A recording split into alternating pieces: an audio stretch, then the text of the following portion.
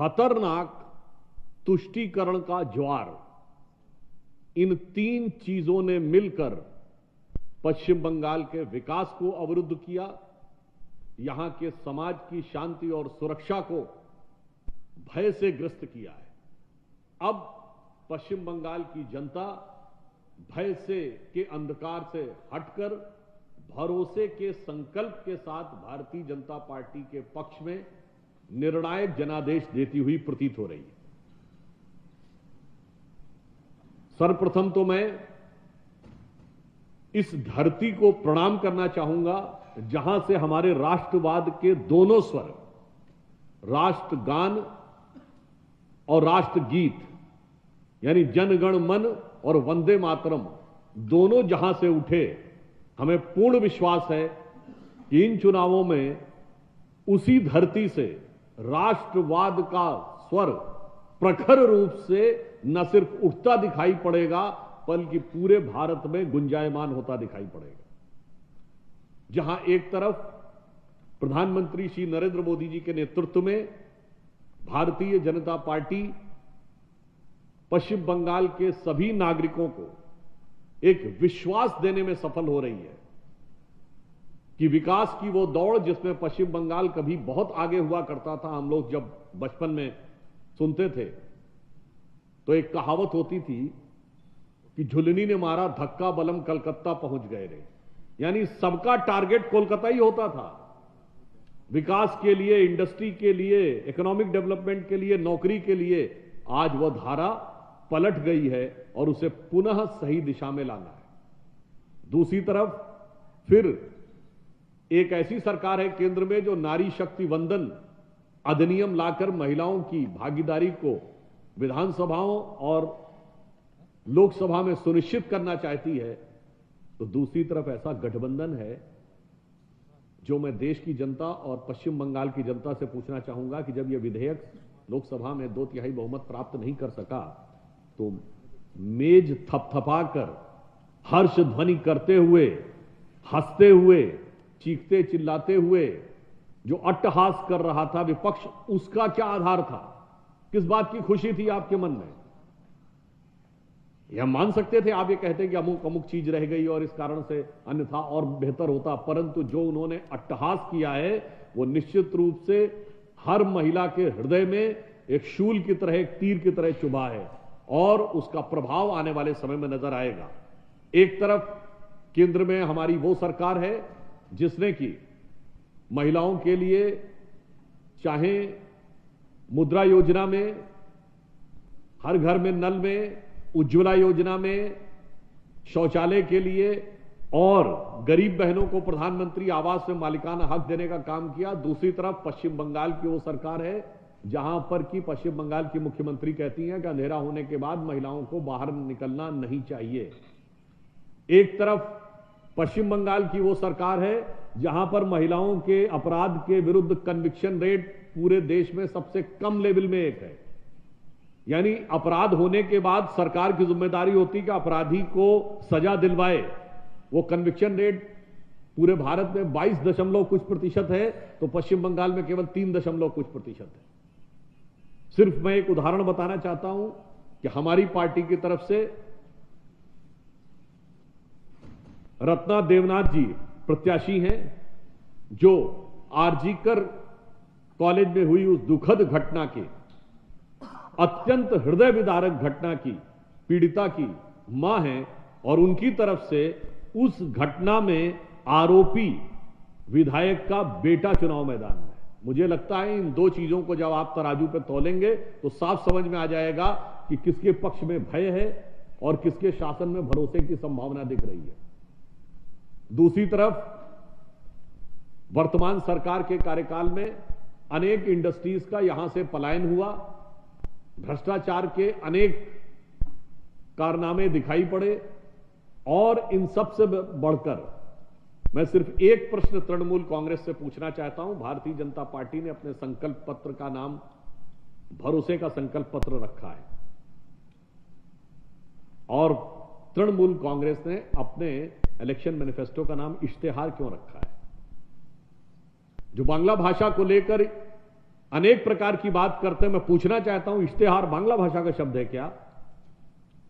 इश्तेहार अरबी और फारसी भाषा का शब्द है जिसे उर्दू में लिया गया है।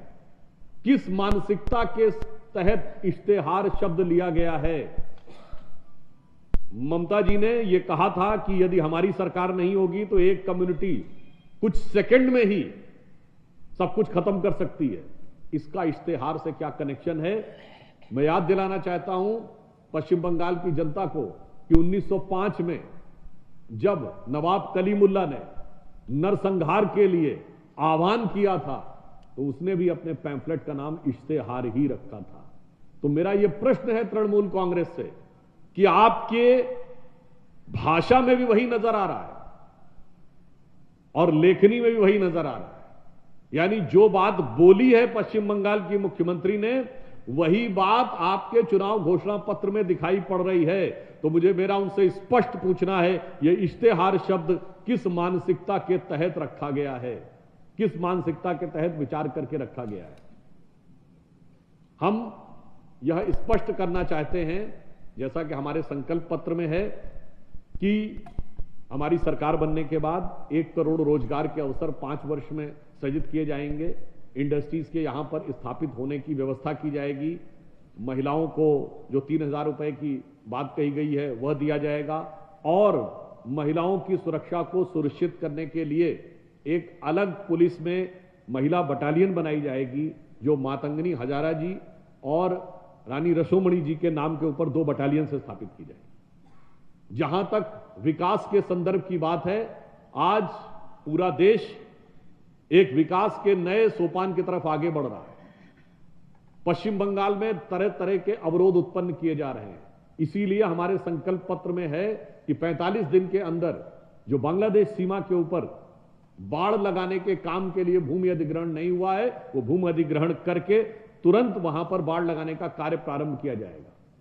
और इसी के साथ जो माननीय गृह मंत्री जी ने कहा है 3D लेवल पे काम किया जाएगा, डिटेक्ट, डिलीट एंड डिपोर्ट।